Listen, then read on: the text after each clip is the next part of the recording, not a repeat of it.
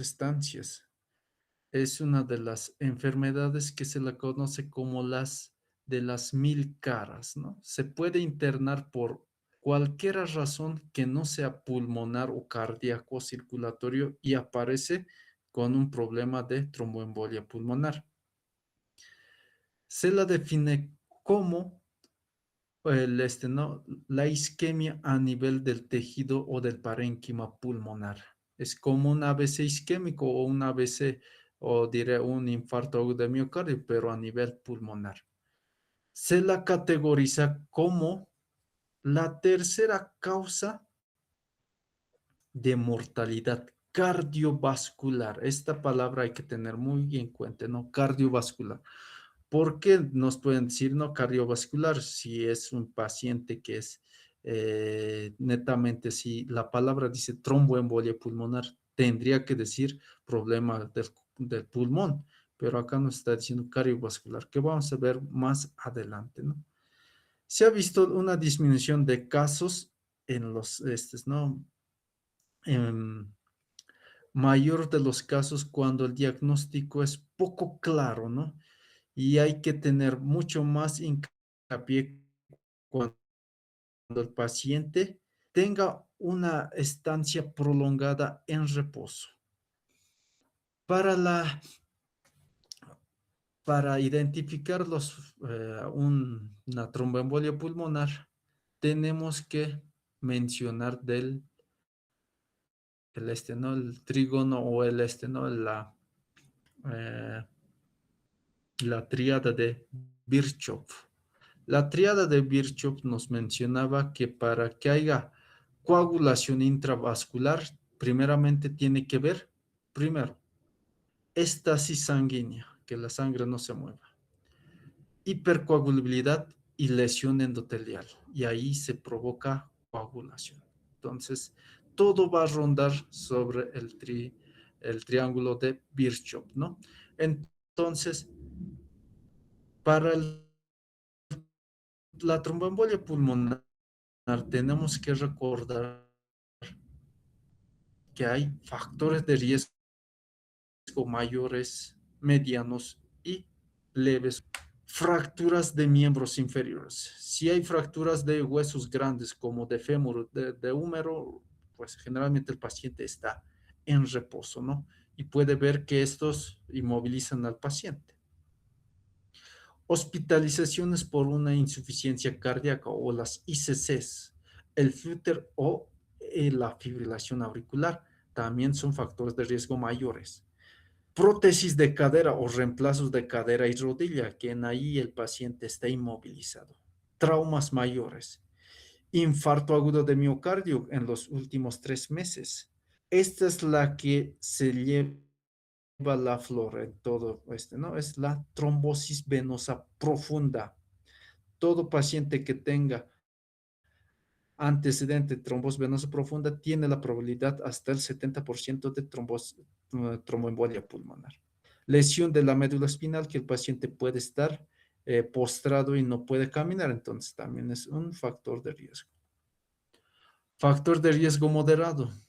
Acá vamos a ver lo más importante, cirugías artroscópicas de rodillas, enfermedades autoinmunes como diabetes mellitus, catéteres intravenosos o los cables que pueden ingresar como un pacientes con catéter de doble lumen para hacer, ¿no? Para hemodializar.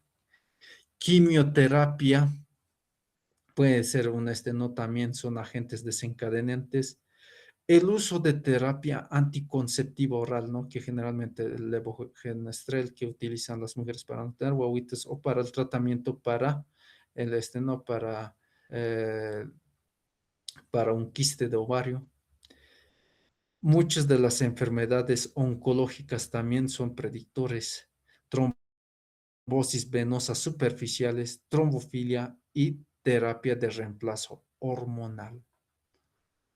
Los factores de riesgo menores van a incluir que, que estén en reposo más de 3 días en cama.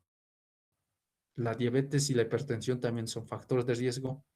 Inmovilización o al realizar grandes viajes a grandes continentes como de aquí a Australia, puede estar un paciente bastante tiempo postrado. Cirugías laparoscópicas. Acá lo que va a llamar la atención es la obesidad y el embarazo como factores de riesgo. Otro factor de riesgo muy importante que quería mencionar en los factores de riesgo moderado era el periodo posparto. O sea, tener guaguitas y estar postrado en periodo posparto es un factor de riesgo moderado y menores cuando el paciente está embarazada. ¿Cómo podemos detectar trombosis venosa profunda? Generalmente con la clínica es lo que vamos a identificar, ¿no? Como les había mencionado, el principal factor de riesgo es trombosis venosa profunda.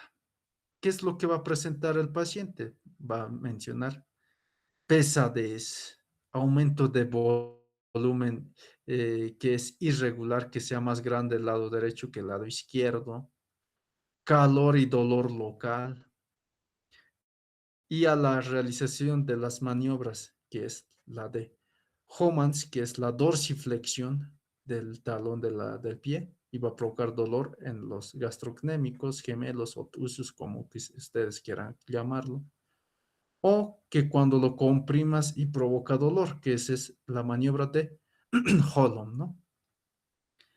Otros predictores pueden ser que el paciente tenga un dímero D incrementado. Lo normal que el dímero D esté bajo o esté menos de 500 nanogramos. Eso significa que es negativo para TEP. Pero si está mayor a 500 nanogramos, no significa que el paciente esté con TEP, porque el dímero D se puede elevar en cualquier situación, puede ser por coágulas, infartos o cualquier dato, ¿no? Solo es predictor negativo en este caso, ¿no? Ultrasonografía. Ustedes saben que cuando usamos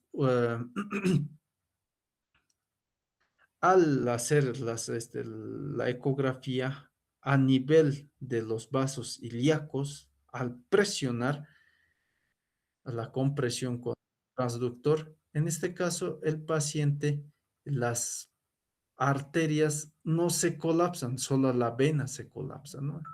Entonces, en este caso, ¿qué es lo que vamos a ver?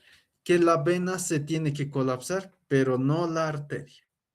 Pero en este caso vamos a ver que cuando el paciente tiene trombosis venosa profunda, aunque le comprimas a la arteria y a la vena, no se van a colapsar. Entonces, eso es un dato predictor. Ahora vamos a recordar, ¿qué es lo que pasa a nivel del corazón? Ustedes saben que las venas son un sistema de afluentes con válvulas que hacen que la sangre retorne al corazón en contra de la gravedad, ¿no? Entonces, para que eso suceda, pues tiene que utilizar un sistema de válvulas que hagan que la sangre retorne hacia la cavidad cardíaca. ¿Y qué pasa cuando hay trombosis venosa profunda? Esas válvulas se van a deformar, ya no van a tener esa función de llevar la sangre al corazón. Entonces hay estasis sanguínea. Hay momentos que pues estos pacientes pueden estar por lo que hay un dolor y todos esos problemas, pueden activar el sistema de la coagulación. Entonces hay hipercoagulabilidad. Y aparte de la hipercoagulabilidad, estos pacientes siempre tienen la tendencia de decir, no me duele, y empiezan a masajearse o suben el pie hacia la pared del cuarto para que siempre le dicen, ¿no? Subes tu piecito y va a bajar el dolor. Sí va a bajar el dolor por el hecho de que va a retornar la sangre venosa hacia la parte baja, ¿no? Entonces, o hacia el corazón. Pero el riesgo late en que esa sangre puede ver que haya coágulos y que por mala suerte uno de esos trombos viaje en forma de émbolo y llegue hacia la cavidad del corazón. Al llegar a la cavidad del corazón, ¿esto qué va a hacer? Primero llega en la aurícula derecha y al ventrículo derecho. Esta aurícula y el ventrículo derecho manejan presiones bajas. Es más pequeña que su homónimo del lado izquierdo. ¿Y qué va a pasar? Cuando llega ese trombo, lo que pasa es el émbolo va a pasar de la aurícula al ventrículo y del ventrículo va a eyectarse por las arterias pulmonares llevando sangre venosa hacia los vasos o hacia al parénquimo pulmonar. Y ese trombo, ese émbolo puede obstruir al vaso sanguíneo de los más pequeños, ¿no? De los vasos sanguíneos y obstruirlo y regurgitarse como se está taponando aquí y esa sangre sigue eyectando, va a hacer que no llegue esta sangre adecuadamente y va a retornar la sangre hacia el ventrículo y la aurícula. Entonces, por ese coágulo le está haciendo retornar y aparte que le está dando a hacer isquemia, también se está coagulando todo ese sistema. Entonces la sangre va a retornar a la aurícula y al ventrículo derecho. Y en ahí, ¿qué es lo que va a haber? Aumento de la cavidad de la aurícula y del ventrículo. Y las paredes de los ventrículos y de las aurículas se van a empezar a engrosar. ¿Por qué? Porque la propia aurícula va a empezar a contraer para eyectar y llegar a la sangre, pero no va a poder porque se está regurgitando. Entonces, ya con el tiempo se vuelve más grande, más eh, con paredes más gruesas que el ventrículo y la aurícula izquierda. Entonces, eso significa que va a provocar un shock obstructivo porque está obstruyendo. Muchos dirían que el TEP es un shock cardiogénico. No, por esta situación se ve que es un shock obstructivo. ¿Y por qué hemos dicho cardiocirculatorio? Es la primera causa de muerte de la epidemiología, mencionamos, ¿no? Porque acá va a afectar a la circulación y a la bomba. No afecta tanto al pulmón, por eso se la considera como enfermedad cardiocirculatoria.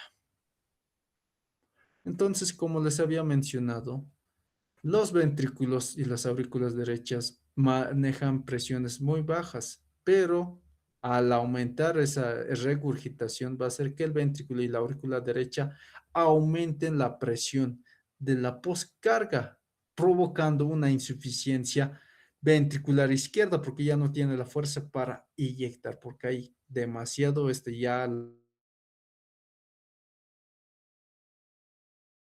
por eso. Por esta razón, como hay una regurgitación, hay disminución de las presiones y aumento de la presión de la cavidad derecha, pues va a haber un shock obstructivo, probable pregunta de examen. Entonces, cuando el paciente presente ese tipo de sintomatología, ¿qué es lo que va a presentar? Vamos a estar la signosintomatología con un del tromboembolio pulmonar, primero es la disnea, dificultad respiratoria, dolor torácico pleurítico o dolor subesternal. Puede presentar tos, hemoptisis, que es sangre que viene de las vías aéreas superiores con presencia de sangre roja y con presencia de burbujas de aire. Taquipnia y bradipnia puede presentar, ¿no? Ligera taquicardia. Signos de TEP, trombosis venosa profunda, como hemos dicho, pesadez de miembros inferiores, aumento de volumen irregular, dolor y calor local. Puede presentar fiebre, cianosis, en algunas situaciones, cuando ya es muy grave, puede presentar síncope y dolor unilateral de la pierna. El que va a tener más importancia es la disnea. Entonces, cuando nosotros estamos frente a una tromboembolia pulmonar, ¿qué es lo que nosotros tenemos que ver? Tenemos que estadificar según escalas. La escala que se utiliza para identificar la tromboembolia pulmonar es la escala de Ginebra o Ginebra Score. ¿Qué es lo que va a tomar esta Ginebra Score? Pues vamos a ver primero factores de riesgo que pueden ser la edad, presencia de tromboembolia pulmonar, fracturas en meses anteriores o previos, ¿no? Si hay presencia de CA o proceso oncológico, los síntomas, ¿no? Dolor unilateral de la pierna, hemoptisis, los signos, frecuencia cardíaca que puede estar elevada y la dolor a la palpación profunda del miembro afectado, que puede ser ¿no? La maniobra de Holland y Homan. Nos dice, según esta escala, cuando es trombosis venosa profunda, no, tromboembolia pulmonar, es alta cuando es mayor a 11, intermedia cuando es de 4 a 10 y baja cuando es de 0 a 3. ¿Por qué es tanto hay que estadificar esto? Porque el manejo es distinto, vamos a ver más adelante. Hay otra escala que se utiliza que es la escala de PERC, que en este caso es la de Pulmonary Embols Rules of Criterion, ¿no? Aquí nos menciona que vamos a hacer para este criterio toma, si es negativo lo coloca como 0 y diré como 1. Cuando eh, cumple el criterio y es 0, eso es de mal pronóstico. Y le coloco la puntuación 1 cuando esto es positiva, ¿no? Entonces, eso quiere decir. Otros estudios auxiliares que se utilizan para detectar la tromboembolia pulmonar son la gasometría arterial, electrocardiograma, también rayos X. La gasometría, como hemos visto que tenía y una hipoxia, pues, ¿qué es lo que vamos a observar? Que el problema no va a ser el problema que va a presentar este paciente es una insuficiencia respiratoria de tipo de la alteración en la ventilación perfusión. Y, y en la alteración de la ventilación perfusión hay dos patologías que son el shunt o cortocircuito y el aumento del espacio muerto. ¿Qué va a pasar en esto? No hay alteración en el shunt. El efecto es en la barrera alveolo-capilar a nivel del extremo venoso, que es donde va a evitar que no llegue sangre con dióxido de carbono para el intercambio de oxígeno a nivel alveolar. Entonces, probable pregunta de examen, el TEP es una enfermedad que aumenta el espacio muerto. En el electrocardiograma, ¿qué es lo que vamos a ver? Simplemente se va a ver taquicardia sinusal. Y ojo, probable pregunta de examen, generalmente el paciente presenta bloqueo de rama derecha, ¿no? También se puede observar el complejo de Mahaís-Weiss, que nos indica que en S1, Q3 y T3, ¿qué significa eso? Que hay S1 profunda mellada en la D1, Q3, que quiere decir Q patológica en la derivación D3 y onda T negativa en la derivación D3. Entonces, ese es el complejo de Mahaís-Weiss. A nivel radiográfico, generalmente con la radiografía no se puede diagnosticar TEP. Muchos han sacado varios criterios para identificar TEP con rayos X. Más que todo, esto solo para diferenciar diagnósticos diferenciales, como una neumonía, porque la neumonía tiene un dolor pleurítico y esto también tiene dolor pleurítico. Acá han salido muchos signos, ¿no? Como el signo de Westermarck, que es una oligoemia distal del vaso ocluido. Eso quiere decir que acá tiene que ver como ramificaciones. Aquí ven que es como un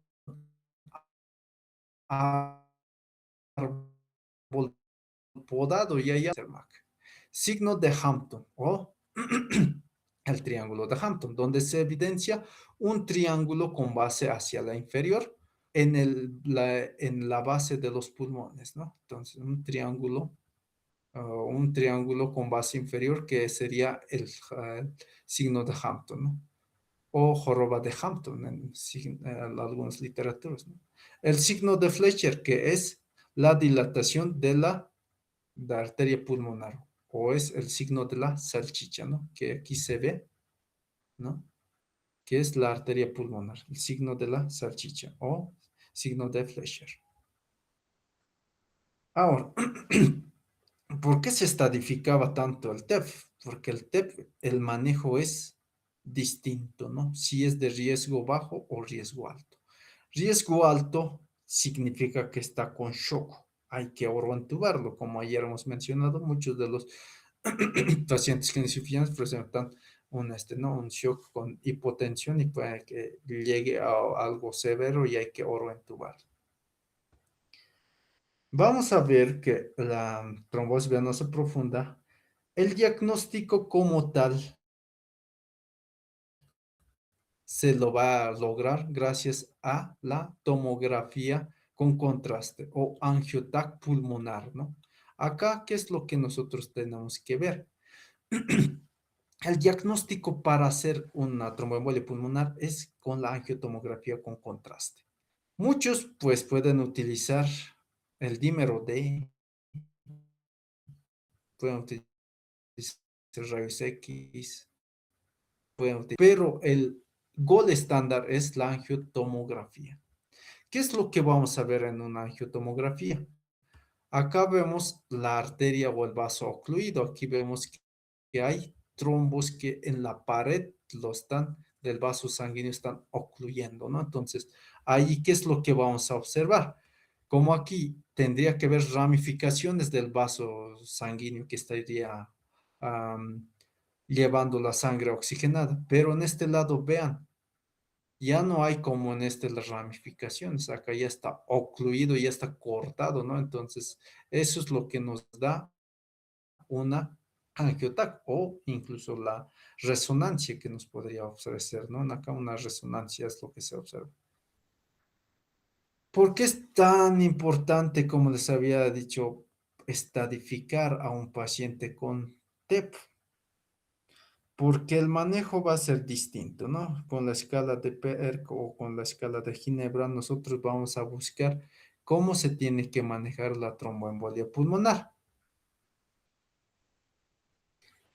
Para eso también se ha visto en acá que, aparte de la tomografía, podemos utilizar la ecocardiograma.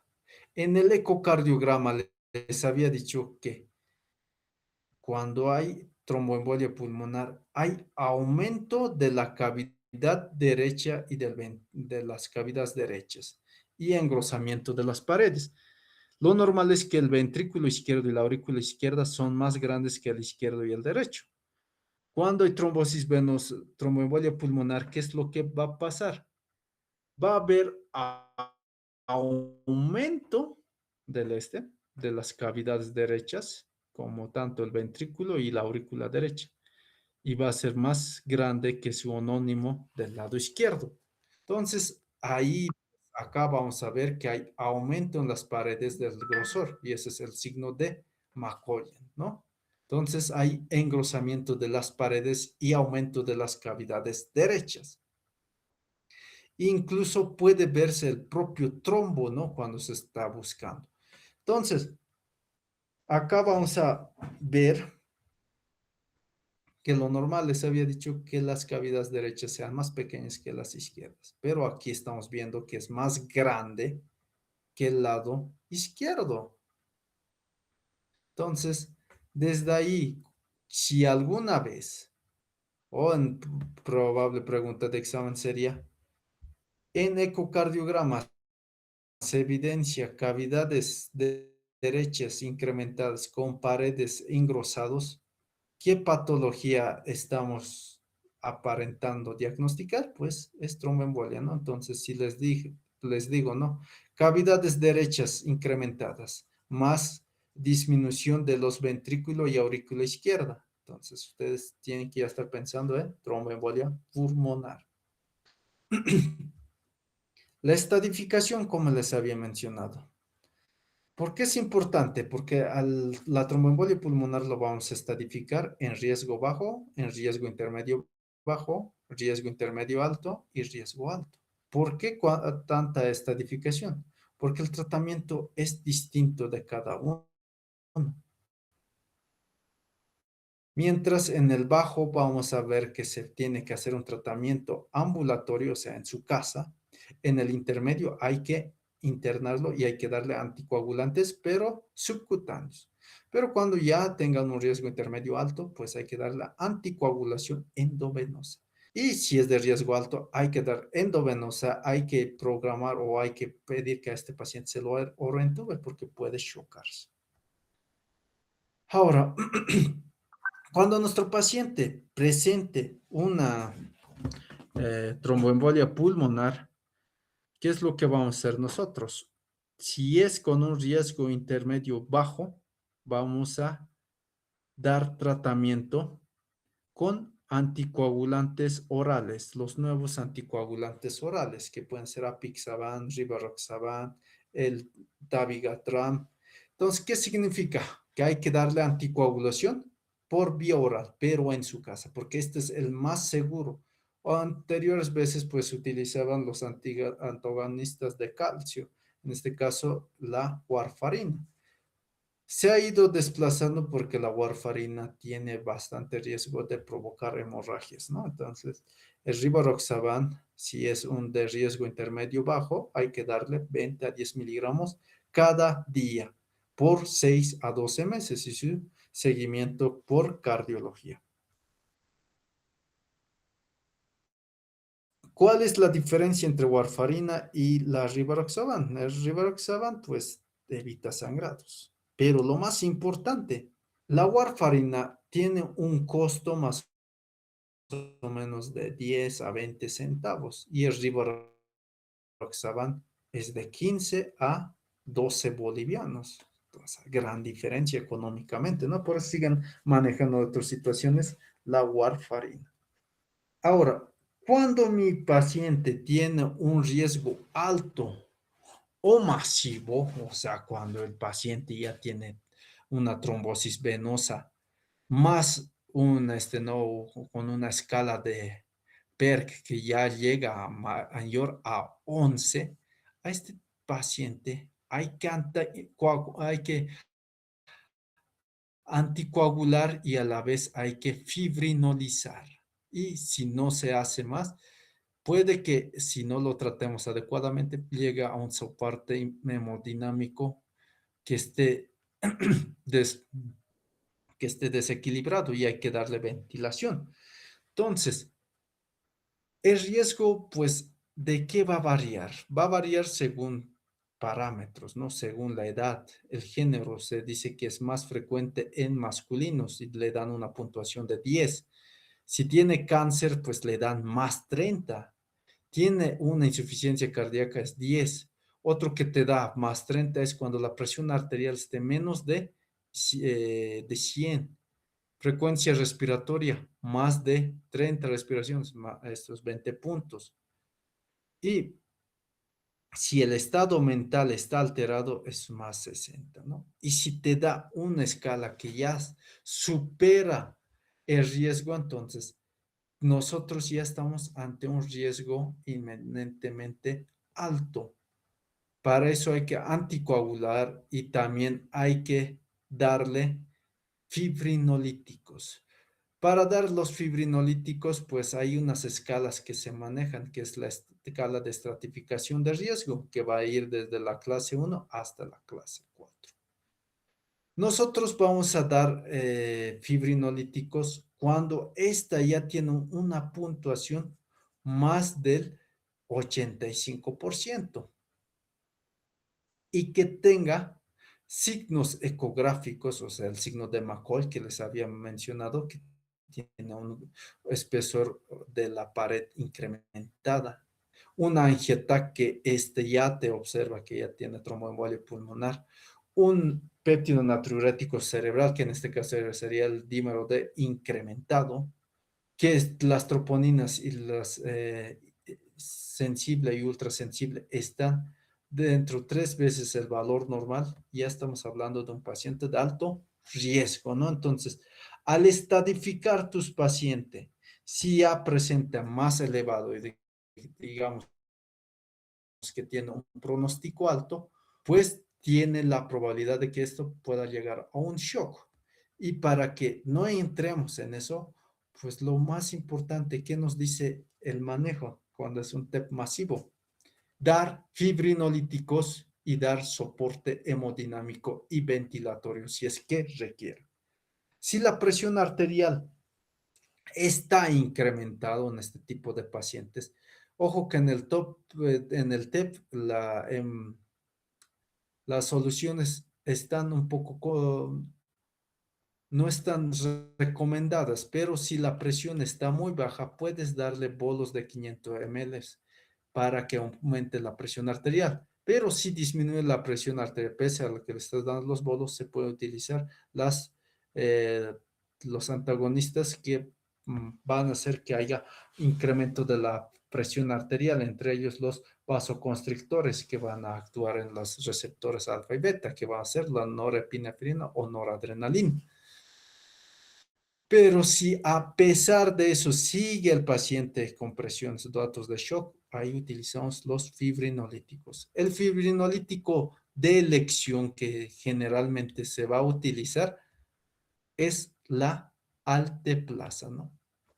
En este caso, la alteplasa se va a utilizar en una dosis de 100 miligramos intravenosas en las primeras 2 horas.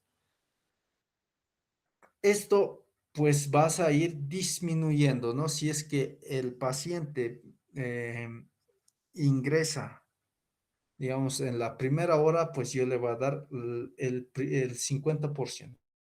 Entonces, 50 miligramos en la primera hora y de esas las dos en las siguientes restantes.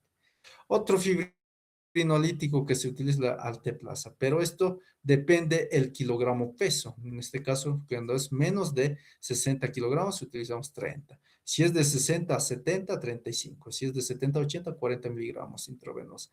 Y si es mayor a 90, pues 50 miligramos. Una vez que hayas hecho eso, pues hay que anticoagular a este paciente. Los anticoagulantes más utilizados son la heparina no fraccionada o la heparina de bajo peso molecular, que en este caso sería la enoxaparina, ¿no? Que es de acá vemos, ¿no? La heparina según las dosis que vamos a utilizar. En el de bajo peso molecular podemos utilizar la enoxaparina, que es la más conocida, ¿no? Que nos está diciendo miligramo, kilogramo cada dosis subcutáneo. Pero si tu paciente presenta, qué sé yo, una alteración o falla renal, pues utilizamos la heparina sódica, ¿no? De alto peso, peso molecular, que su dosis es de 80 unidades internacionales que le puedes dar cada 24 horas, ¿no? Entonces, aparte de hacer fibrinólisis, también hay que darle anticoagulación. Se ha visto que el uso de estos fibrinolíticos más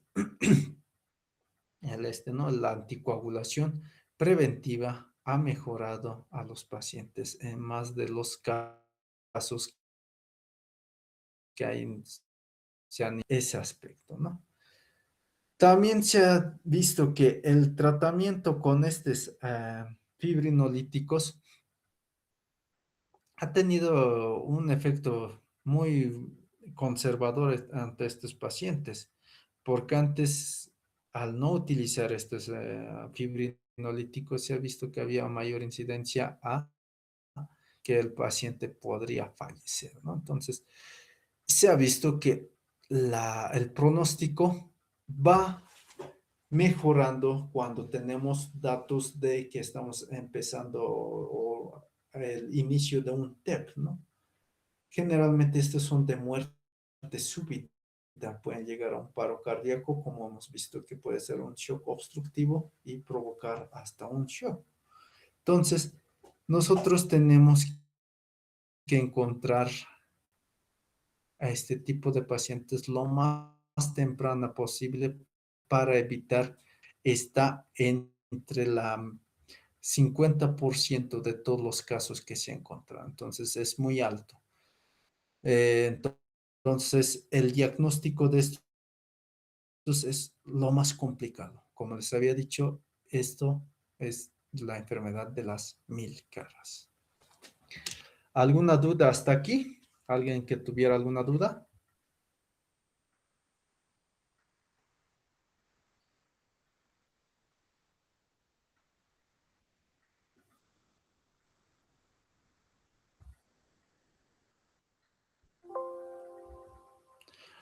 ¿Tienen alguna duda hasta acá, doctores?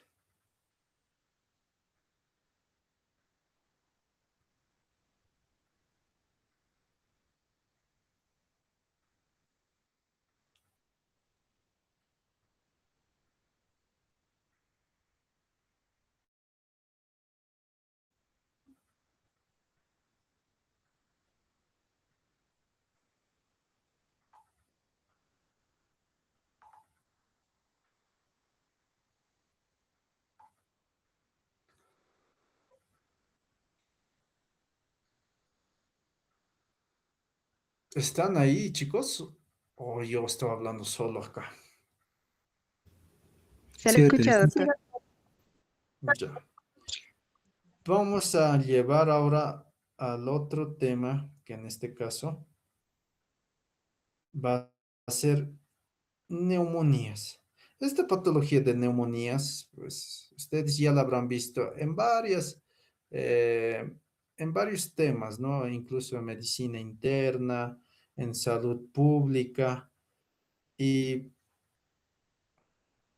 siempre decimos, ¿no? Que esta es una enfermedad que se puede controlar y es muy conocida, pero es a lo revés, ¿no? Cuando nosotros vemos la incidencia de las neumonías, sigue catalogándose como la principal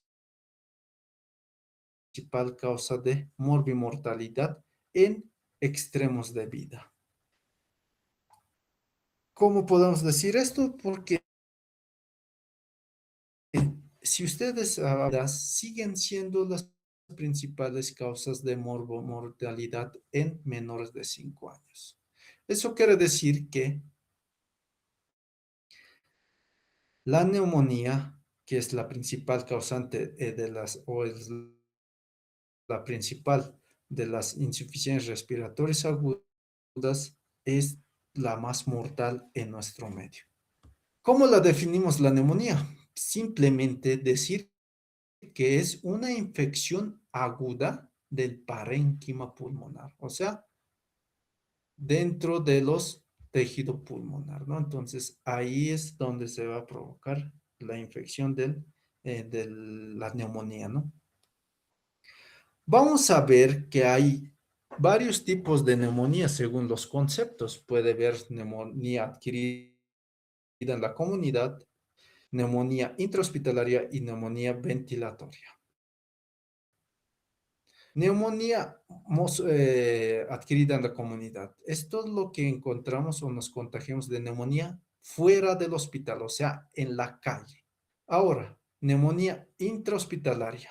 Puede que te hayas internado en el hospital por cualquier causa. Puede ser por una fractura, por un traumatismo cráneoencefálico, por una diabetes, pero al estar durante 48 horas en el hospital, ya tienes síntomas y ya te han diagnosticado de neumonía. A eso se llama neumonía intrahospitalaria y neumonía asociada al ventilador. Puede ser que a un paciente la hayan entubado por cualquier tipo de razón, pero que no sea pulmonar. Puede ser que el Glasgow haya estado disminuido menos de una de Lidwin, pero después de 48 horas después de su intubación, ya presenta signos y datos de neumonía. Eso se llama neumonía asociada al ventilador. Otros datos que nosotros tenemos que recordar son factores de riesgo. Los factores de riesgo, pues acá vamos a ver que la edad mayor a 65 es un factor de riesgo. Las comorbilidades, como una en EPOC, enfermedad pulmonar crónica, una insuficiencia cardíaca congestiva, un asma, una bronquitis o una infecciones virales, se las corresponde como comorbilidades, ¿no? El tabaquismo, el alcoholismo siguen siendo los más ¿no? Van a ser eh, predictores de factores de riesgo. El consumo de opiáceos también es un factor de riesgo. Estar en lugares conglomerados, como puede ser eh, en, en centros penitenciarios, universidades, escuelas, guarderías, entonces esos son Factores de riesgo. Inhalación de drogas como cocaína, anfetaminas también son factores de riesgo. La etiología. La etiología de la neumonía es variada. Vamos a ver que hay etiologías bacterianas víricas que son las más frecuentes, ¿no? En las bacterianas vamos a ver que hay bacterias típicas y atípicas. Típicas significa que frecuentemente son infecciones por bacterias que son comúnmente más frecuentes. El más frecuente de todos es el Streptococcus pneumoniae. Es la más frecuente en toda situación de neumonía, siempre está hasta el 70% por neumonía. Ha habido un descenso en los últimos años por el incremento de las vacunas del neumococo, ¿no? En el SRP que ya han impuesto, ¿no? En las vacunas en el esquema de vacunación a nivel nacional. Por eso hay una disminución. Otras enfermedades son, o bacterias son el Staphylococcus, el Amepulus influenzae, Moraxella catarrhalis, Staphylococcus aureus, el Streptococo del grupo A. También bacterias gram positivas, gram negativas, diré, como el E. coli, las Klebsiellas, los enterobacterias. Entonces, esas son las más frecuentes. Ahora, la etiología es atípicas, los poco frecuentes, los que no tendrían que haber en la vía respiratoria, pero los hay. Esos son como la legionella, micoplasma, la clamidia, la coxiaque. Las clamidias, ustedes saben que son las principales bacterias de nivel, ¿no? De nivel genitourinario. Por el cambio del hábito sexual con el tiempo, estas ya se vuelven como parte de la vía, bacterias de vía aérea, ¿no? Entonces, por eso se llaman atípicas. No tendrían que ver, pero están presentes. Los virus que ustedes ya conocen, los virus de la influenza A, B, rinovirus, el virus sincitial respiratorio, la parainfluenza, el coronavirus, la neumovirus, son frecuentes en provocar neumonías. Ahora, la patogenia. ¿Cómo vamos a diagnosticar o cómo provoca una neumonía o una infección por estas bacterias? Recordemos que en el aire ambiente las bacterias están flotando, ¿no? En su cuarto, en su casa, en la universidad, en cualquier lugar, los virus o las bacterias están flotando en pequeñas microvacuolas, ¿no? Que se llaman las vacuolas de Flugen, ¿no? Que están flotando. ¿Qué es lo que pasa? Estas bacterias están flotando y pueden ingresar a nuestro organismo por las mucosas. ¿Las mucosas qué son? Pues las puertas de entradas como el orificio nasal, la cavidad vocal, ¿no? Un poco frecuentes las conjuntivas. Recordemos que las bacterias pues tienen mecanismos de defensa, tienen estas fimbrias o púas o espinas que ayudan para adherirse, tienen la doble bicapa lipídica proteica que evite para su degradación. Entonces, estas ingresan primero por la vía aérea, pero nuestro organismo también tiene mecanismos de defensa, que es el mecanismo de barrido, que son la mucosa, ¿no? Empieza a barrer. Pues cuando nosotros nos enfermamos empezamos a moquear, ¿no? Estos mecanismos de defensa. Pero por alguna razón puede pasar y ingresar a la vía aérea superior e inferior y pueden llegar hacia los alveolos, donde en los alveolos pueden estar llenos de, no, llenos de bacterias. Cuando pasa eso, la sangre ya detecta que hay bacterias. ¿Y qué es lo que hace? Envía los batallones de glóbulos blancos, los leucocitos, en forma de macrófagos, con neutrófilos, eosinófilos, linfocitos, lo que ustedes quieran. Y acá va a haber una tremenda guerra, ¿no? Y pues ahí es donde se va a ver bacterias, leucocitos y en como cualquier guerra, que es lo que va a haber, pues soldados muertos, ¿no? Entonces aquí va a haber bacterias y neutrófilos muertos. Entonces, eso es presencia de pus en los alvéolos. Y eso va a hacer que los alvéolos estén llenos de secreción purulenta y en vano que entre el oxígeno aquí, no va a haber el intercambio gaseoso porque está ocupado de contenido de pus, ¿no? Entonces, ese es el efecto shunt en una insuficiencia respiratoria aguda, en una alteración de la ventilación perfusión. Entonces, la neumonía es un efecto shunt de la alteración de la ventilación perfusión. Probable pregunta de examen. Ahora, la clínica, ¿qué es lo que va a presentar el paciente con neumonía? Típico cuadro, ¿no? Tos, disnea, dolor pleurítico igual que el TEP, ¿no? También tiene fiebre, escalofríos. Si haces laboratorialmente puedes encontrar leucocitosis más de 10.000, ¿no? Aquí dice 12.000. Pero, ¿cuáles son los signos de gravedad? Cuando tú dices, esta neumonía tengo que transferir antes que se me muera, pues no le vas a transferir a un paciente que tenga tos, dolor pleurítico, fiebre, ¿no? Todos pueden manejar. El que nosotros tenemos que transferir a un segundo o tercer nivel es cuando el paciente, aparte que tenga neumonía, tenga taquipnia, o sea, esté respirando más de 30 respiraciones en un minuto, o esté respirando menos de 10 respiraciones en un minuto, ¿no? Porque eso es anormal. Hipoxemia, o sea, tenga dificultad respiratoria pese a que le estés administrando oxígeno y hipotensión. Esos son los signos de gravedad. En esa situación tú tienes que decir, tengo que transferir a mi paciente con neumonía antes que muera, porque por estas tres situaciones muere un paciente. Ahora, para el diagnóstico, la clínica es la que manda, ¿no? Primero, ¿qué es lo que tenemos que observar? Para cualquier inspección siempre tenemos que despojar de su ropa al paciente. No tengo que ver el tórax, la espalda. Ahí vamos a ver la inspección, ver la movilidad y el volumen torácico.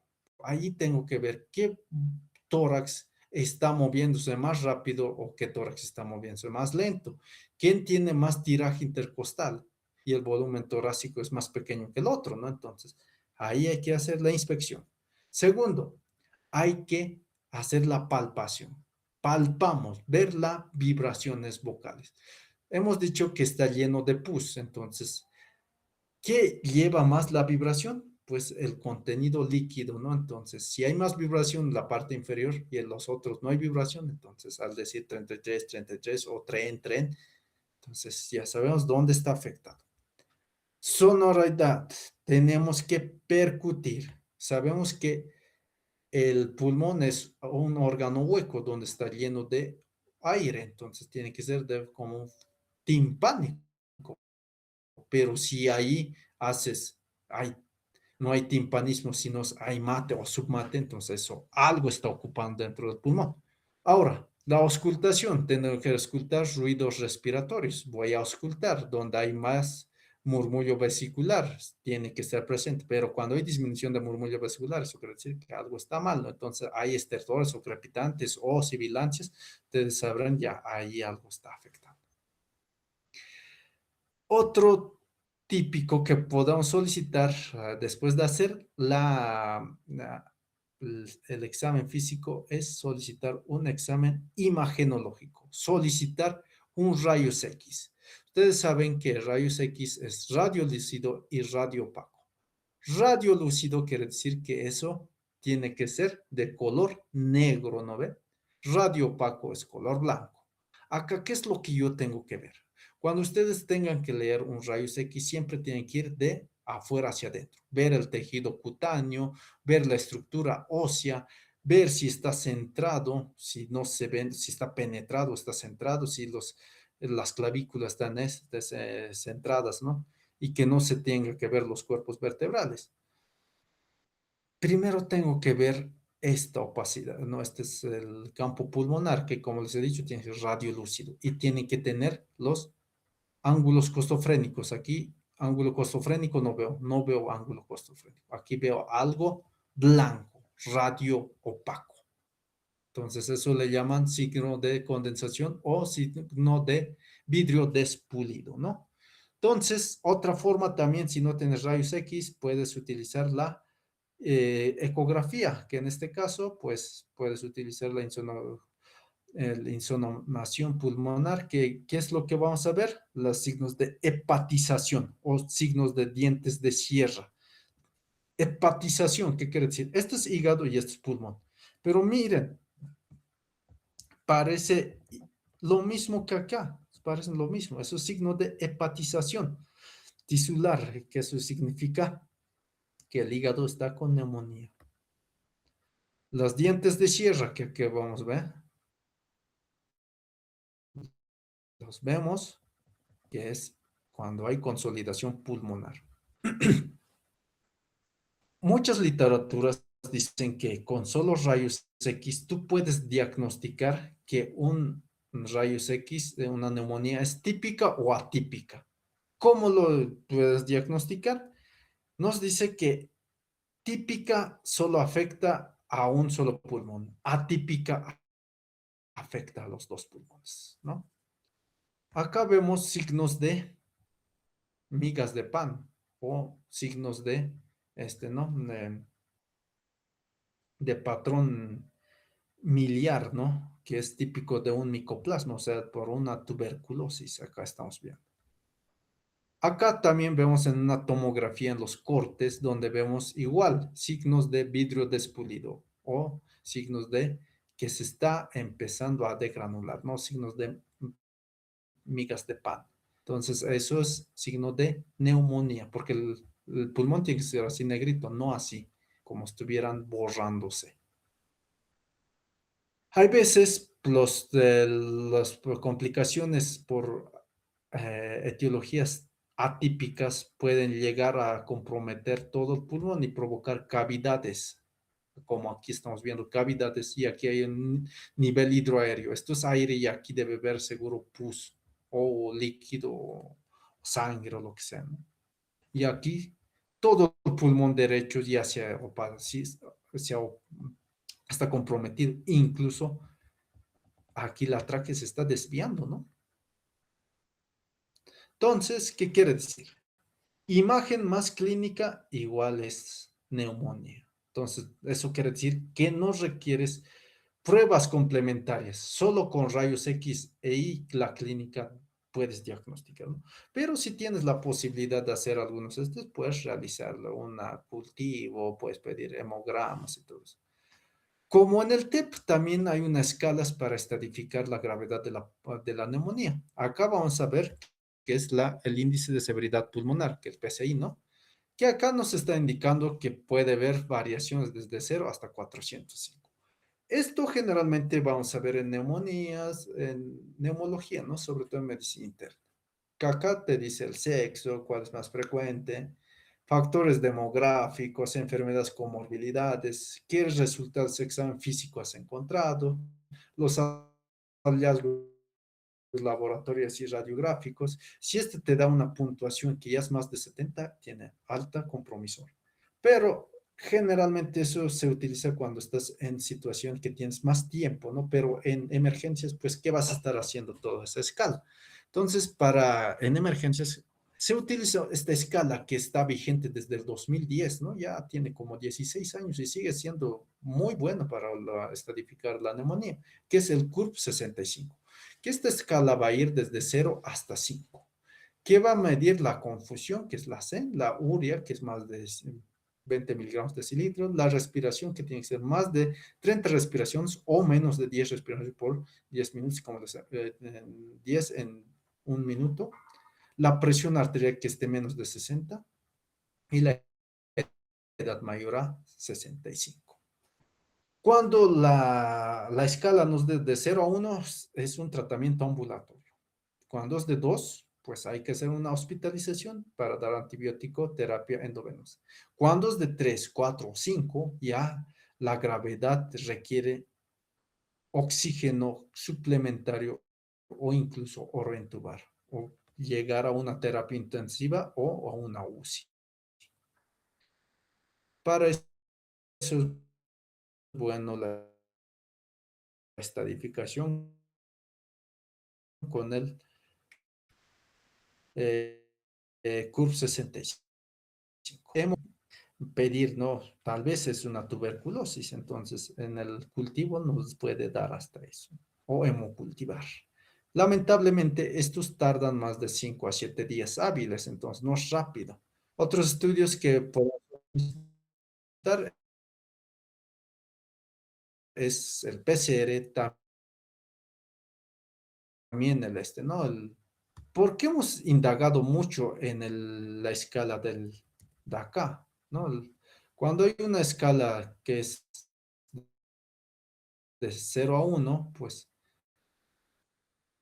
la puntuación del CURP nos dice un tratamiento ambulatorio. Entonces, para ese tratamiento ambulatorio, lo que voy a hacer es que le puedo dar terapia combinado o no, o una monodosis o terapia combinada. Si es un paciente que simplemente tiene neumonía y no tiene comorbilidades como hipertensión, diabetes o asma o EPOC, simplemente puedes darle antibióticos. En este caso, ¿cuál? La amoxicilina, que puede ser si es masculino que es edad adulta, puedes dar 1 gramo cada 8 horas por 5 a 7 días. O puedes darle doxiciclina, que es una quinolona, o puedes ciprofloxacino, ¿no? Que puedes darle de 500 o 100 miligramos cada 12 horas por 5 a 7 días. Pero si mi paciente tiene comorbilidades, qué sé yo, diabetes, consumo de alcohol o neoplasias, puedo darle antibióticos combinados, como en este caso la amoxicilina más ácido clavulámico, en este caso que viene en la presentación de 875 más 125 miligramos. Entonces se da cada 8 horas que puedes darlo por 5 a 7 días. O puedes combinarle una cefalosporina de tercera generación, que es la cefixime, que es de 500 miligramos cada día por 5 a 7 días, y la citromicina, que viene en la presentación de 500 miligramos, y eso puedes darle uno cada 2 horas por 2 días, o darle eh, um, una dosis de 2 gramos ya completamente, ¿no? Entonces, eso es para evitarlos. Otros tratamientos que puedes utilizar es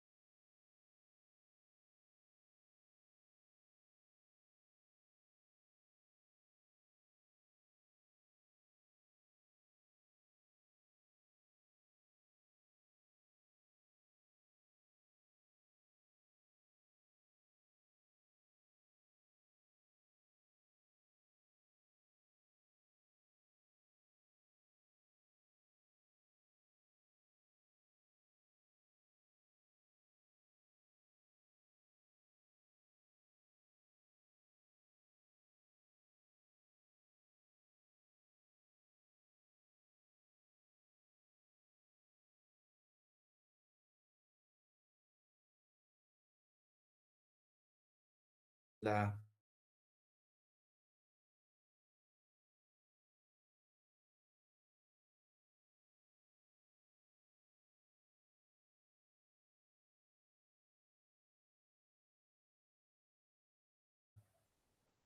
este no claritromicina,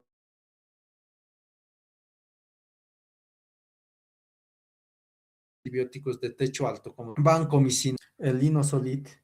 Puedes utilizar el, este, ¿no? El los estos, ¿no? En este caso, la piperecilina, el tazobactam, que ya son combinados. Pero el más alto que nosotros utilizamos es la vancomicina, ¿no? Entonces, ese es el techo más alto que podamos utilizar. El otro antibiótico de techo alto que nosotros conocemos es la pipericilina, ¿no? Entonces, esta está en terapia intensiva. Otro que nosotros utilizamos, aparte del vancomicina, es el imipenem, ¿no? Que es igual. Acá, pues las dos. Eso se tiene que dar 500 miligramos diluidos en 100 ml de solución fisiológica. Eso se tiene que pasar 1 hora. Y eso tiene que ser cada 12 horas o cada 8 horas, según el filtrado glomerular. ¿Alguna pregunta hasta aquí, doctores?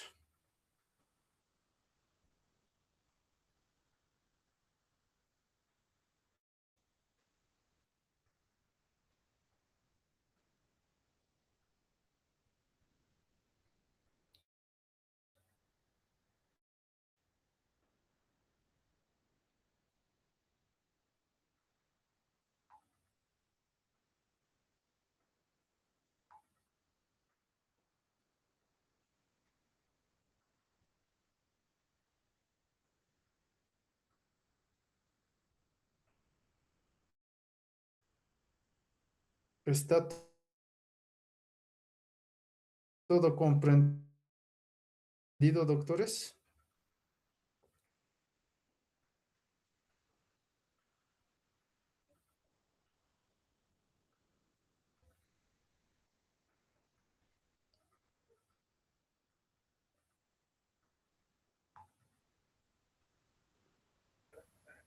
Sí, doctor.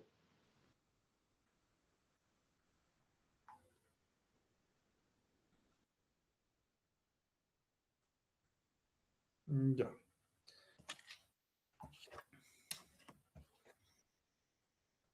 Ya. Vamos a hacer el último tema, pero no menos importante. Acá vamos a terminar en el. Este es el último tema que vamos a llevar.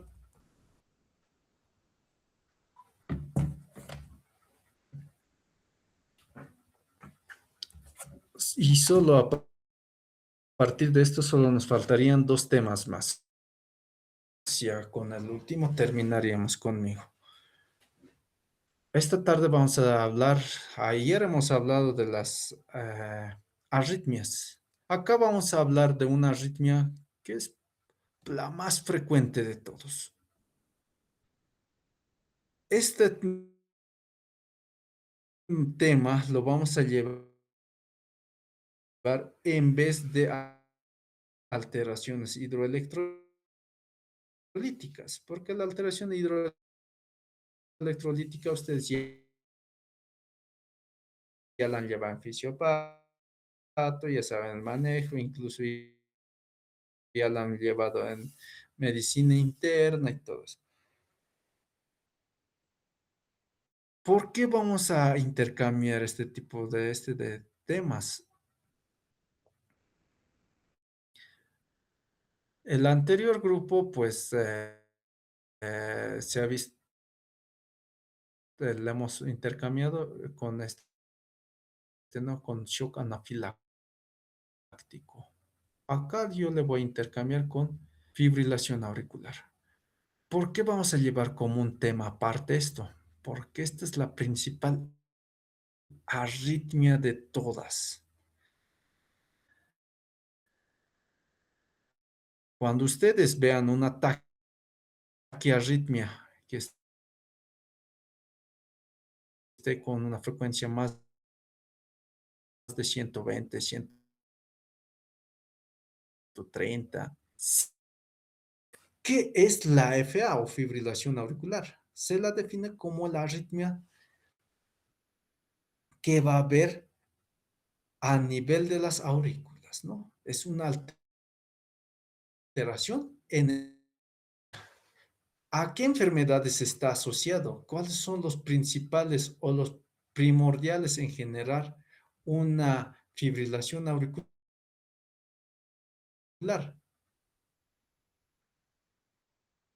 Un paciente que tiene riesgo elevado. Problemas coronarios también, o sea, que tenga una cardiopatía, ¿no? Por un infarto agudo de miocardio. Enfermedades valvulares, diabetes, una fibrilación auricular.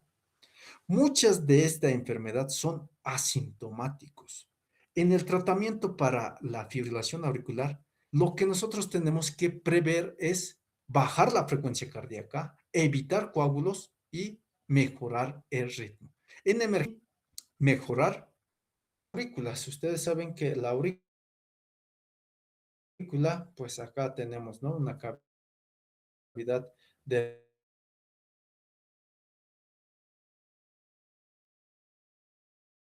un nodo sinusal. Este nódulo sinusal es la encargada de hacer la